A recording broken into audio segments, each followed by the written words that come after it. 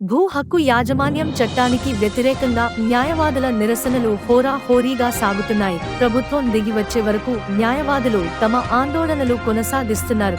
విశాఖ జిల్లా bar association సభ్యులు గ్రామ స్థాయి నుంచే తమ నిరసనలు ఉధృతం చేస్తున్నారు. ఇప్పటికే గ్రామ సభలను నిర్వహించిన న్యాయవాదులు చట్టంలో ఉన్న లోపాలు, వాటిపై ప్రజలకు విస్తృత స్థాయిలో అవగాహన వచ్చే విధంగా పుస్తకాల ద్వారా చైతన్యపరుస్తున్నారు. న్యాయవాది గిరిధర్ చొరవతో రూపొందించిన నా భూమి నా హక్కు నా ఇష్టం నినాదంతో రూపొందించిన పుస్తకాన్ని కోర్టు ప్రాంగణం వద్ద న్యాయవాదులు ఆవిష్కరించారు. చట్టాన్ని రద్దు చేయకపోతే ఉద్యమం ఉధృతం చేస్తామని వారు హెచ్చరించారు. నేను పివి గిరిధర్ న్యాయవాదిని మాట్లాడుతున్నానండి. విశాఖపట్నం బార్ అసోసియేషన్ మెంబర్ని, అలాగే ఈ స్టీరింగ్ కమిటీకి కూడా నేను ఒక మెంబర్ని. అయితే ఈరోజు మరొక విషయాన్ని ప్రజలకు తెలియజేసేది ఏంటంటే, ప్రజలందరికీ కూలంకషంగా అర్థం అవ్వడానికి ఈరోజు పాంప్లెట్లు కాకుండా ఒక పాకెట్ బుక్ రూపంలోని రిలీజ్ చేసాం. అలాగే ఇప్పుడు దీని గురించి మేము చెప్పాల్సిన ముఖ్యమైన విషయం ఏంటంటే, ఏమండి ఏదైనా ఒక డాక్యుమెంట్, రిజిస్టర్డ్ డాక్యుమెంట్ చూడండి, ఇది పెద్ద కుట్రిది. ఏదైనా ఒక రిజిస్టర్డ్ డాక్యుమెంట్ ఉంటుంది, లేదనుకుంటే ఒక రెవెన్యూ అకౌంట్లోని ఒక డాక్యుమెంట్ ఉంటుంది, లేదనుకుంటే వాళ్ళు పొజిషన్ రూపంలోని కోర్టు నుంచి తెచ్చుకునే ఒక డాక్యుమెంట్ ఉంటుంది.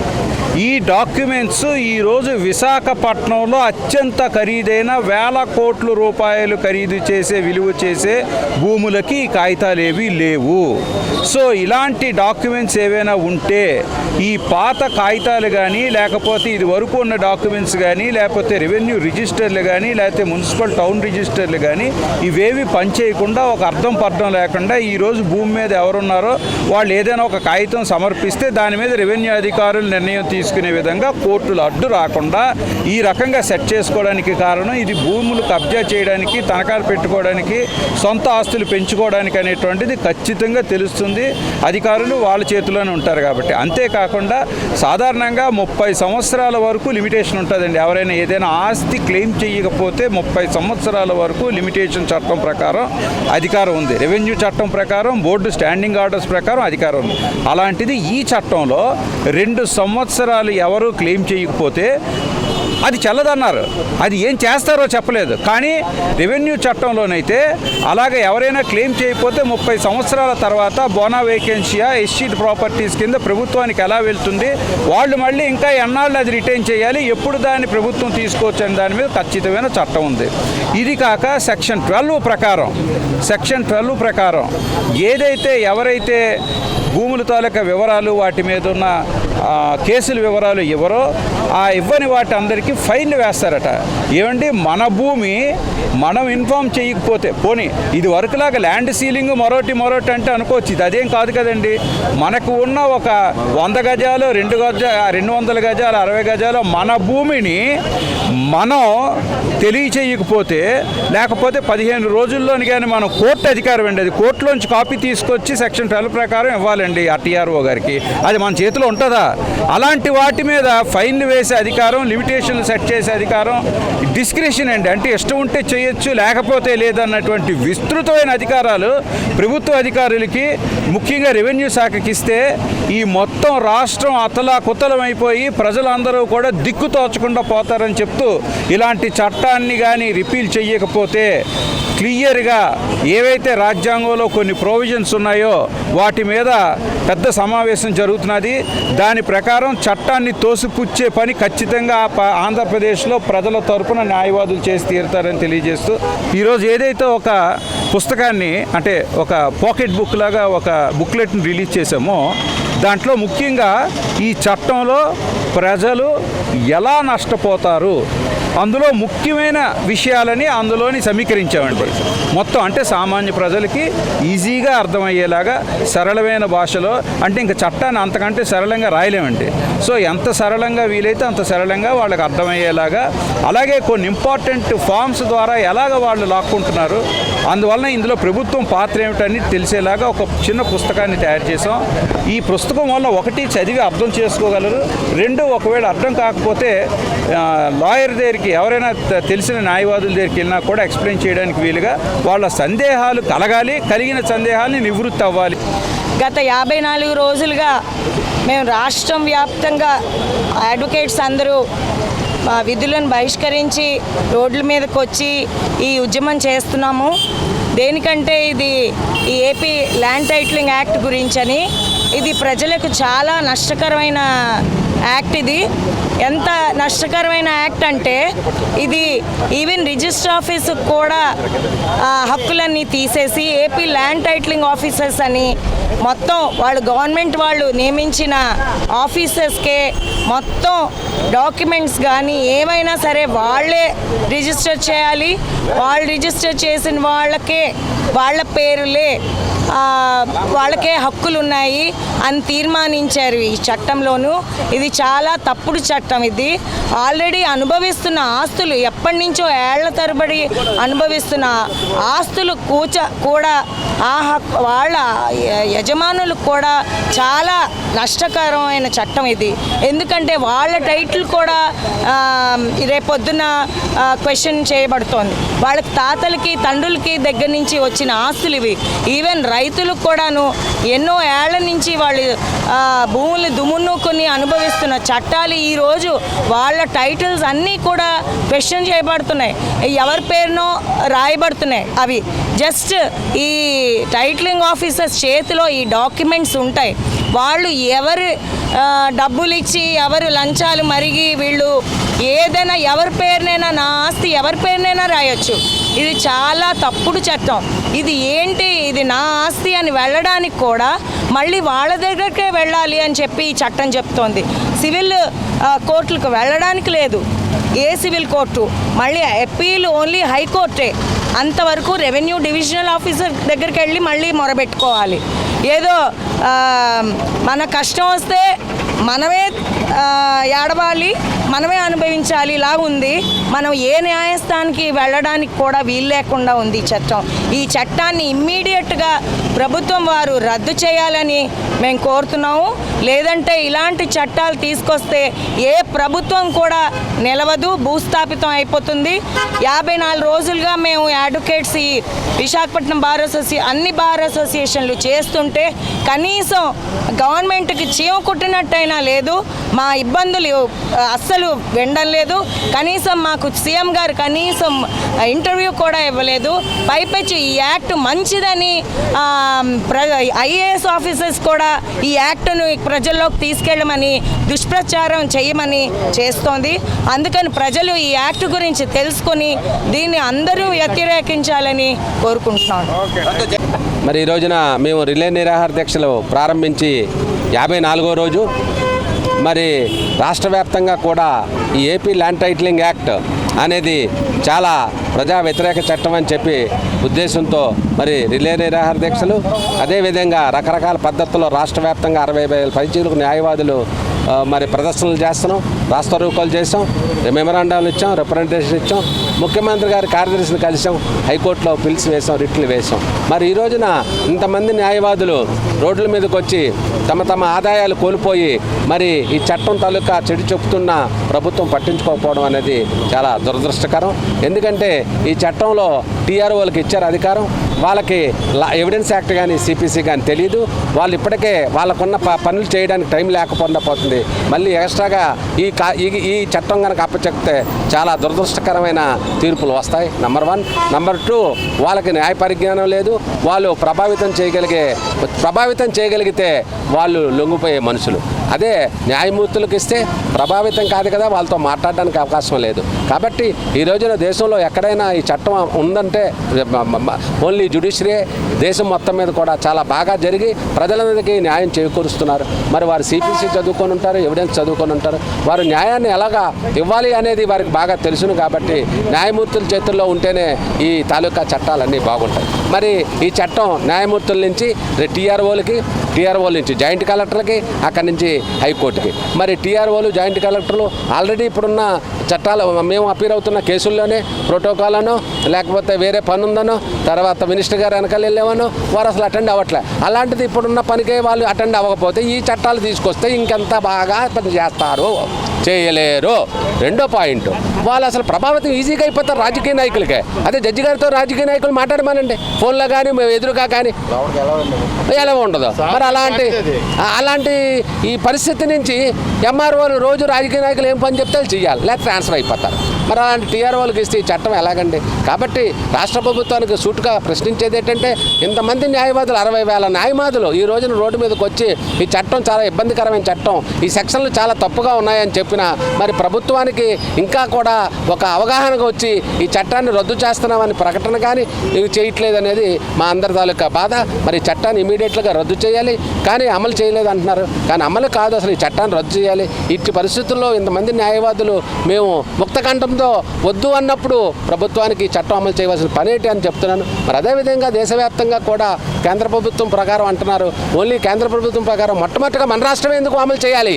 మిగతా రాష్ట్రాలు అమలు చేశాక ఆ చట్టాలు చూసి, ఆ ల్యాండ్ టైటిలింగ్ యాక్ట్ ఎలాగుందో చూసి అక్కడ ప్రజలకు బాగా ఉంటే అప్పుడు దాన్ని చూసి మనం అనుకరణ చేయాలి తప్ప మొట్టమొదటిగా మనం ఎందుకు అనుకరణ చేయాలి? మొట్టమొదటిగా మనం ఎందుకు ఇది చూపించాలి? నేను ఇది చట్టాన్ని అమలు చేశాను, అది కూడా సెక్షన్స్ అన్ని తప్పు రాసి. కాబట్టి మీ ద్వారా నేను గట్టిగా ప్రభుత్వాన్ని రిక్వెస్ట్ డిమాండ్ చేసేది ఏంటంటే, విశాఖపట్నం న్యాయవాదుల సంఘం తరఫున ఈ చట్టం ఖచ్చితంగా రద్దు చేయాలి.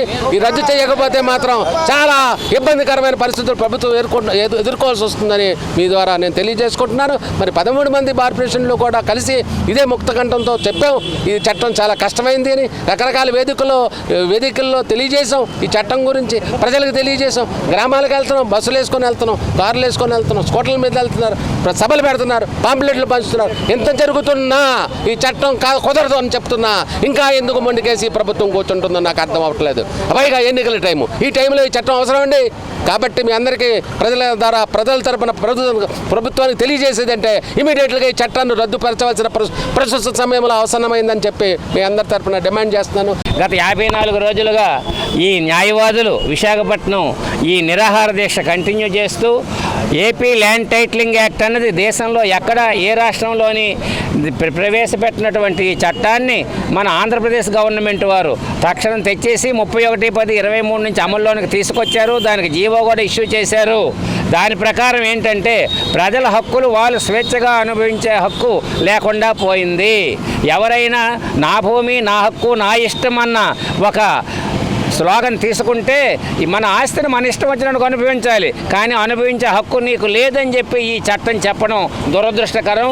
న్యాయ వ్యవస్థ నుంచి తప్పించి పూర్తిగా జ్యుడిషియరీ వ్యవస్థను తప్పించి రెవెన్యూ వారిచే గవర్నమెంట్చే అపాయింట్ చేయబడినటువంటి ప్రత్యేక అధికారులకు కూడా ఈ భూ హక్కుల విషయమై తగాయిదాలని వాళ్ళకి కట్టబెట్టి వారి ద్వారా న్యాయం పొందమని ప్రజలకు తెలియజేస్తూ ఉన్నారు. అలాగే మీ హక్కులు ఏదైనా అమ్మాలన్నా కొనాలన్నా టైటిల్ రిజిస్ట్రార్ అని ఒక అతన్ని అపాయింట్ చేసి ఆయన దగ్గర పర్మిషన్ తీసుకోమంటున్నారు. అంతేకాకుండా మీ యొక్క ఆస్తులు దాని వ్యవహారం ఇదివరకు డిగ్రీలు పొందినప్పటికి కూడా సర్వోన్నత న్యాయస్థానాలు ఇచ్చిన తీర్పులను కూడా వీరు సర్టిఫై చేయాలి టైటిల్ రిజిస్ట్రారు, అప్పుడైతేనే ఆ డిగ్రీకి వ్యాలిడిటీ ఉంటుందని వారు చెబుతున్నారు. అంతేకాకుండా ఏ కోర్టులోనున్నటువంటి భూ వివాదాలు ఉన్నా వాళ్ళకి తెలియజేసి వారి దగ్గర సర్టిఫికేట్ పొందాలని ఈ విధంగా సివిల్ కోర్టులను తప్పించేసి పూర్తిగా స్వతంత్ర ప్రతిపత్తి గల జ్యుడిషియరీ వ్యవస్థను తప్పించి రెవెన్యూ కిన్ని స్పెషల్ ఆఫీసర్లకు ఇవ్వడం అన్యాయం. ప్రజలకు అన్యాయం జరుగుతుంది. వాళ్ళ ఆస్తులు వాళ్ళు రక్షణ చేసుకునే పరిస్థితి లేదు. జ్యుడిషియరీలో ఉంటే ప్రలోభాలకు అవకాశం ఉండదు. ఇదే ప్రత్యేక అధికారులు రెవెన్యూ దగ్గర ఉంటే ప్రలోభాలకు చాలా ఆస్కారం ఉంటుంది. దానివల్ల స్వేచ్ఛగా అనుభవించే హక్కు పోతుంది. కాబట్టి గవర్నమెంట్ వారి చట్టాన్ని వెంటనే రద్దు చేసి తగిన నిపుణుల చేత న్యాయ నిపుణుల చేత వాళ్ళ సలహాలు సంప్రదింపులు తీసుకొని ప్రజలకు న్యాయం చేస్తారని ఈ ఉద్యమం చేస్తున్నాం. ఆ విధంగా ప్రభుత్వం నుంచి స్పందన వచ్చే వరకు కూడా ఈ నిరసన కార్యక్రమాలు జరుగుతాయని ఈ పత్రికా ప్రతినిధుల ద్వారా తెలియజేస్తున్నాం. మీరందరూ మాకు సహకరించి ఈ విషయాన్ని ప్రతి పత్రికలోనూ మీడియాలోను ఎలక్ట్రానిక్ మీడియాలోను కూడా తీసుకొచ్చి మాకు సహకరించాలని మిమ్మల్ని కోరుకుంటున్నాం. నమస్కారం. నా పేరు నల్ల భాస్కర్, విశాఖపట్నం న్యాయవాది గుమస్తాల సంఘానికి సెక్రటరీని. ఈరోజు ఇక్కడ ఆంధ్రప్రదేశ్లో మొత్తం అన్ని 13 జిల్లాల్లో ఉన్న న్యాయవాదులు వాళ్ళు మొత్తం ఈరోజు మనకి ఈ ఉద్యమం చేయడానికి రీజన్ ఏంటంటే, భూ హక్కు చట్టాన్ని మార్చి సివిల్ కోర్టు పరిధి నుంచి తప్పించి రెవెన్యూ డివిజన్కి ఎప్పుడైతే ఇచ్చారో రెవెన్యూ వాళ్ళు ఖచ్చితంగా ప్రలోభాలకు లోనవుతారన్నది ప్రతి ఒక్కరికి తెలుసు. ఈరోజు పట్టాదారు పాస్బుక్లో ఎప్పటికప్పుడు అవకతవకలు జరుగుతున్న విషయంలో ప్రతి క్లయింట్ కూడా సివిల్ కోర్టుకు వచ్చి అప్రోప్రియేట్గా వాళ్ళ తాలూకా కేసుల్ని రుజుపరచుకునే అవకాశం ఉంది. ఇక్కడ ఎవిడెన్స్ యాక్ట్ని ఇంప్లిమెంటేషన్ చేస్తారు. రెవెన్యూ డివిజన్స్లో ఎప్పుడు కూడా ఆర్డీఓ దగ్గర కానీ ఏ రెవెన్యూ ఆఫీస్కి వెళ్ళినా ఆఫీసరు అవుట్డోర్లో ఉన్నారండి, మధ్యాహ్నం వరకు రారు, మీరు వెయిట్ చేయండి అంటారు. అదే సివిల్ కోర్ట్ అయితే కరెక్ట్గా 10:30కి ప్రొసీడింగ్ స్టార్ట్ అయ్యి సాయంత్రం 5 గంటలలోపుగా క్లోజ్ చేస్తారు. కాబట్టి ఇక్కడ పర్టికులర్గా న్యాయం కావాల్సిన వాళ్ళందరూ సివిల్ కోర్టుకి రావడం అనేది కరెక్ట్. అయితే ఏదైతే భూమి దాని హక్కులు మనకు అయితే సంక్రమించాయో ఆ హక్కులు మనం కాపాడుకోవాల్సిన హక్కు అడ్వకేట్లుగా కాదు, ప్రతి ఒక్క సామాన్య ప్రజలకు కూడా కలిగి ఉంది. ప్రతి ఒక్కరి తాలూకు హక్కులను కాపాడుకోవడానికి మాతో కలిసి రండి, మేము మిగతా మీ తరపున ఉద్యమం చేస్తాం. అంతేగాని అడ్వకేట్ ఒక్కడే ఉద్యమం చేయడం ప్రజలు బయట ఉండడం కారణం. కాబట్టి ప్రతి ఒక్కరు కూడా ఉద్యమంలో పార్టిసిపేట్ చేసి ఎవరెవరి భూములు తనకు హక్కులు కాపాడుకోవాల్సిన అవసరం.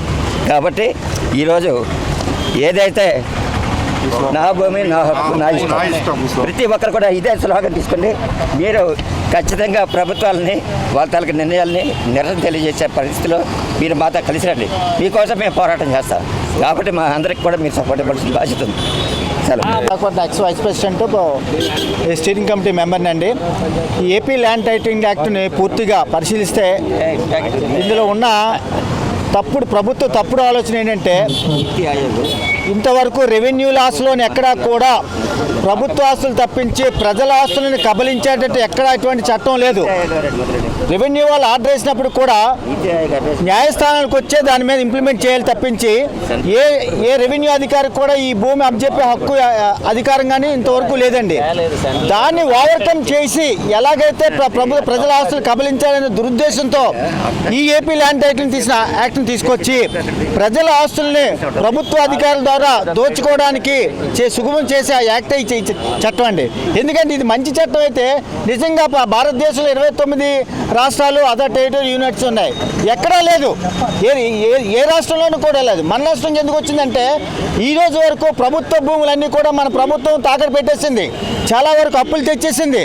ప్రతి నెల రిజర్వ్ బ్యాంక్ని బతిమాలుకొని ఓవర్ డ్రాఫ్ట్ తెచ్చుకొని ఈ జీతాలని ఎక్స్పెండ్ చేస్తుంది. ఇప్పుడు ఈ యాక్ట్ ద్వారా ప్రజల తాలూకా ఈ రోజు వరకు పూర్వీకులు సంపాదించిన ఆస్తులను, మనం సంపాదించిన ఆస్తులను, ఈ అన్నిటి తాలూకా డాక్యుమెంట్స్ అన్నింటిని కూడా ప్రభుత్వం ద్వారా జమ చేయాలని ఒక చట్టాన్ని చేసింది. జమ చేయకపోతే పనిష్మెంటు, పెనాల్టీ కూడా ఇందులో ఇంపోజ్ చేసింది. అంటే అందులో మీకు దురుద్దేశం చూడండి, ఎంత దారుణంగా దుర్మార్గపు ఆలోచన ఉందో ప్రభుత్వం. మన ఆస్తుల మీద వాళ్ళు పెద్దరికి ఏంటి, అసలు వాళ్ళకున్న హక్కు ఏంటి, వాళ్ళు మనకు రాజ్యాంగం ఇచ్చిన హక్కుని వాళ్ళు ఎలా కాలు రాస్తారు.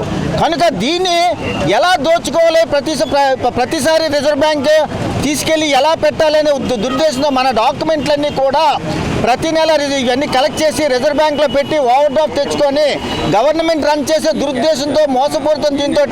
దీనికి భూ హక్కు అన్నారు కానీ భూ హక్కు కాదు, ఇది భూ భక్షక చట్టం. ఇది దీన్ని ప్రజలందరూ ఆలోచించాలి, తిరుగుబాటు చేయాలి. లేకపోతే రేపు భవిష్యత్ తరాలకి మీరు ఇచ్చేది చాలా శూన్యం, చాలా ఇబ్బంది పడతారు. దయచేసి ప్రజలు తిరగబడాలి. మీ చేతిలో ఉన్న అస్త్రాలతోటి మీరు గవర్నమెంట్ల మీద తిరగబాటు చేయకపోతే రేపు ఏమనేది మీకే తెలుస్తుంది.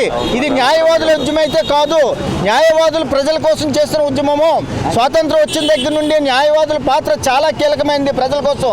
అదే దారిలో మేము నడుచుకుంటూ మా పెద్దలు ఇచ్చిన ఒక సంస్కృతిని మేము కంటిన్యూ చేస్తూ ఈ ఉద్యమం చేస్తున్నాం. ఈ రోజు 54వ రోజు రాష్ట్రం అంతా చేస్తున్నాం, కానీ దీనికి మీ సహకారం కూడా చాలా అవసరం.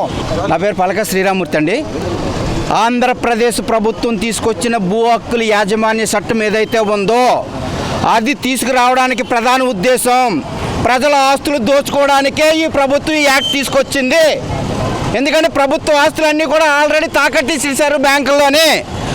ఇప్పుడు రానున్న ఎలక్షన్లో వాళ్ళకి డబ్బులు లేవు, కావున మన ఆస్తులన్నీ ఆక్యుపై చేసి వాళ్ళ దగ్గర పెట్టుకొని మళ్ళీ అధికారంలోకి వచ్చి ఆ పొలాలను దోచుకుందని చెప్పేసి ఉద్దేశంతో ఈ యాక్ట్ని తీసుకొచ్చారు. ఈ యాక్ట్ భారత రాజ్యాంగానికి వ్యతిరేకంగా ఉంది, అలాగే ప్రజల ఆస్తులకు రక్షణ లేని విధంగా ఉంది. కావున తక్షణమే ఈ యాక్ట్ రద్దు చేయండి అని చెప్పేసి మేము రాష్ట్ర ప్రభుత్వాన్ని డిమాండ్ చేస్తున్నాం. లేని పక్షంలో మిమ్మల్ని జైలు పంపిస్తాం.